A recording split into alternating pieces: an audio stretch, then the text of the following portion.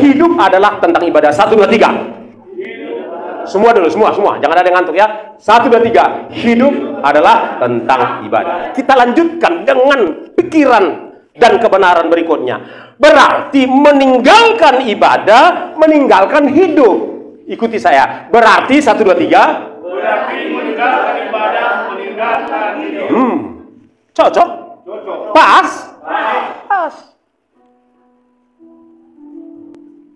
Jadi sesungguhnya tema itu sudah terjawab. Tapi marilah kita kembali ke fondasinya, saudara-saudara. Oke, ya. Bangsa Israel, oke. Jadi gini, waktu bangsa Israel itu ada di tanah Mesir selama 400 sekian tahun, oke. Tiba waktunya bagi Allah mengeluarkan mereka dari perbudakan. Untuk apa? Yuk kita lihat dari Keluaran 3 ayat 12. Mohon ditampilkan. Keluaran 3 ayat 12. Apa dikatakan di sana? Yuk, kita perkatakan sama-sama. Kita telusuri satu demi satu kebenarannya supaya kita nanti akhirnya dapat menguntai, merajut benang merah ya dari kebenaran itu ternyata terkait erat dengan judul atau tema kita. 1, 2, 3. Lalu firman-Nya, bukankah aku akan menyertai engkau? Inilah tanda bagimu bahwa aku yang mengutus engkau. Apabila engkau telah membawa bangsa itu keluar dari Mesir, maka kamu akan beribadah kepada Allah di gunung ini. Kata Allah kepada pemimpin bangsa Israel yang bernama Musa. Kita lanjutkan ayat yang berikutnya, Keluaran 4 ayat 23. Keluaran 4, 23. Oke. Biar kita lihat untaiannya. 1, 2, 3. Sebab itu aku berfirman kepadamu, biarkanlah anakku itu pergi supaya ia beribadah kepadaku. Tetapi jika engkau menolak membiarkannya pergi, maka aku akan membunuh anakmu yang sulung. Perkataan Tuhan diteruskan oleh Musa kepada Firaun. Biarkanlah anakku pergi supaya ia beribadah kepadaku, tetapi jika engkau menolak membiarkannya pergi, maka aku akan membunuh anakmu yang sulung. Kita udah tahu jalan ceritanya, toh? Anak sulung, semua anak sulung di Mesir mati karena menolak bangsa itu untuk keluar demi beribadah. Ayat yang berikutnya kita lihat, saudaraku, dari masih dalam Keluaran 7 ayat yang ke-16. Keluaran 7 ayat 16. 16 atau oke? Ya, betul. Sama-sama saudaraku, mari. 1, 2, 3. Dan katakanlah kepadanya, Tuhan Allah orang Ibrani telah mengutus aku kepadamu untuk mengatakan, biarkanlah umatku pergi supaya mereka beribadah kepadaku di padang gurun. Meskipun begitu, sampai sekarang engkau tidak mau mendengarkannya. Jadi, supaya kita tahu historisnya, bangsa Israel dikehendaki Allah atau dibebaskan Allah keluar dari Mesir supaya beribadah. Katakan supaya beribadah. Oke, kita ringkaskan, kita padatkan historinya, sejarahnya, saudara-saudara. Oke, itulah kemudian sebabnya dikatakan kepada bangsa Israel itu setelah mereka keluar nih ceritanya, lalu Allah menyematkan satu status atau tanggung jawab kepada bangsa itu. Kita bisa lihat di dalam Keluaran 19 ayat 6 ya. Keluaran 19 ayat yang ke-6. Yuk, 19, 6. 1, 2, 3. Kamu akan menjadi bagiku kerajaan imam. Katakan kerajaan imam. Dan bangsa yang kudus. Inilah semuanya firman yang harus kau katakan kepada orang Israel. Ini sudah keluar mereka nih ceritanya nih, ya kan? Udah keluar nih, ya. Ini kan kita sudah keluar dari Mesir. Lalu pada tiba waktunya Allah menyampaikan, mentahbiskan mereka sebuah status dan tanggung jawab, yaitu kerajaan imam. Sebuah kerajaan yang sistemnya bukan demokrasi, tetapi imam. Kan begitu, saudara-saudara. Itulah bangsa Israel sesungguhnya dipanggil untuk sebuah kerajaan imam. Meski kemudian hari berubah gitu ya, saudaraku, sampai hari ini berubah menjadi sebuah negara semacam demokrasi begitu, atau apakah namanya republik atau apa namanya, itu berubah. Tapi pada awalnya atau dari semula Allah menetapkan bangsa Israel itu sesungguhnya menjadi sebuah kerajaan imam. Oke. Itu berlangsung untuk sekian lama. Oke. Dan dari bangsa Israel lah kemudian lahir para nabi-nabi, kan begitu saudara-saudara, dan bangsa Israel ditetapkan oleh Allah untuk memenangkan dunia ini bagi Allah, kan begitu.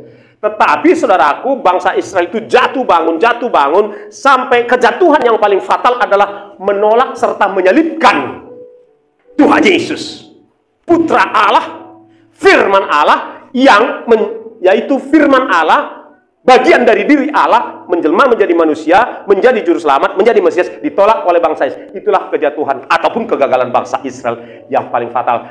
Membuat rencana Allah tidak gagal, yaitu kemudian putra tunggalnya inilah mendirikan sebuah kerajaan yang disebut dengan di atas batu karang ini aku akan mendirikan jemaatku, kan begitu. Lalu kemudian apa yang terjadi? Dia pulang ke sorga, oke, dia pulang ke sorga, lalu dia curahkan Roh Kudus. Maka hari Pentakosta itulah awal mula kerajaan yang baru. Kerajaan, yaitu perjanjian lama bangsa Israel sudah nggak berfungsi lagi untuk penjangkauan dunia, tidak berfungsi lagi sebagai imamat yang rajani, tetapi adalah gereja. Itulah sebabnya Bapak Ibu Saudara, mari kita lihat di dalam 1 Petrus 2 ayat 9 supaya dapat hubungannya. 1 Petrus 2 ayat 9, fokus ya, fokus kita. 1, 2, 3. Tetapi kamu bangsa yang terpilih, imamat yang rajani, bangsa yang kudus, umat kepunyaan Allah sendiri, supaya kamu memberitakan perbuatan-perbuatan yang besar dari Dia yang telah memanggil kamu keluar dari kegelapan kepada terangnya yang ajaib. Ini bukan pengutipan dikutip dari perjanjian, tidak, tetapi ini ada perjanjian baru, ada pentahbisan baru dari sekelompok orang menjadi kerajaan imam, menjadi imamat yang rajani, yaitu saudara dan saya. Katakan amin. Jadi kita itu imamat yang rajani, itu kita. Haleluya. Coba katakan, saya itu. Saya itu. Kita itu, amin. Kita itu. Haleluya. Oke, mantap. Jadi kitalah sekarang yang meneruskan keimaman itu, meneruskan status itu. Sedangkan bangsa Israel sampai sekarang, mereka akan tetap setia menunggu Mesias. Tapi yang mereka tunggu nanti datang Mesias palsu. Karena Mesias yang asli sudah lahir 2024 tambah 4, 2028 tahun yang lalu. Kan begitu, bukan 2024. Karena penetapan tanggal kelahiran itu terlambat 4 tahun. Seharusnya harus dimbuka 4 tahun. Jadi oleh sebab itu 2028 tahun yang lalu Yesus telah lahir. Mesias asli setelah lahir. Ini harus tahu ini ya, kronologinya seperti itu saudara-saudara. Nah, ketika nanti imamat yang rajani ini, yaitu gerejanya, menjadi mempelainya Kristus terangkat, maka bangsa Israel dan bangsa-bangsa kafir di dunia ini akan tertinggal. Saudara dan saya akan terangkat. Akan begitu. Jadi persoalannya gini saudaraku. Oke, udah ada jaminan, aku bakal terangkat, kan begitu ya? Udah biarin aja mereka. Enggak, justru saudaraku, untuk mereka ikut selamat, ikut saya, supaya mereka ikut selamat yang belum selamat itu, maka kita sebagai imamat yang rajani harus meneruskan pekerjaan itu untuk mengajak mereka ikut beribadah, ikut menjadi umatnya Tuhan Yesus. Katakan amin. Dapat ya? Kronologinya udah dapat. Nah, sekarang tanggung jawab untuk memimpin ibadah kepada Tuhan Yesus, memimpin dunia ini beribadah kepada Tuhan, iya saudara dan saya. Jadi betapa pentingnya tema yang disuruh gembala kita untuk kita renungkan. Sangat penting Bapak Ibu Saudara. Penting sekali, nggak sekedar gitu, saudara. Ada di sana bobotnya itu, ada bobot tanggung jawab yang besar di sana. Sebagai Imamat yang rajani mengajak orang, menuntun orang beribadah kepada Tuhan yang benar, mengajak dunia ini menyembah Allah yang benar. Katakan amin. Nah, saudaraku yang dikasihi oleh Tuhan Yesus Kristus, untuk itu maka Yesus memerintahkan di dalam Kisah Rasul 1 ayat 8, kita buka Kisah Rasul 1 ayat yang ke-8 supaya kita dapat gitu ya. Oke. Kisah Rasul 1 ya. Kisah para Rasul 1 ayat 8. Bagus, terima kasih. 1, 2, 3. Tetapi kamu akan menerima kuasa kalau Roh Kudus turun ke atas kamu, dan kamu akan menjadi saksiku di Yerusalem, di Yudea, Samaria, sampai ke ujung bumi. Menjadi saksi, memperkenalkan Yesus Kristus, memperkenalkan Raja di atas segala raja itu, memperkenalkan presiden dari segala presiden itu, namanya Presiden JK. Kenal kan? Tahu kan Presiden JK? Yesus Kristus. Haleluya. Karena dialah Presiden JK inilah kelak akan memerintah di seluruh dunia ini. Amin. Dan hanya dia presiden yang adil, yang benar, yang membuat dunia ini sejahtera. Presiden JK, Yesus Kristus. Haleluya. Tepuk tangan bagi Presiden JK. Itu dia, saudara aku. Nah, jadi kalau dikatakan berdosakah meninggalkan ibadah? Tidak sekedar mengetahui berdosa atau tidak berdosa meninggalkan ibadah, tetapi ibadah itu teramat penting, karena life is all about worship. Hidup adalah tentang ibadah, saudara-saudara.